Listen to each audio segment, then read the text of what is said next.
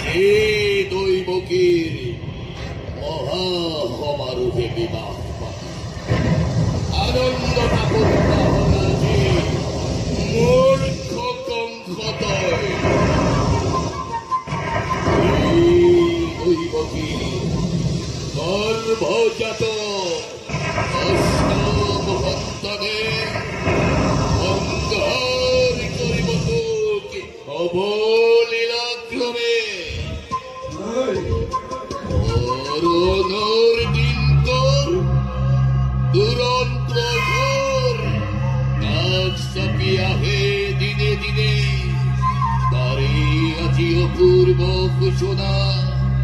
তারে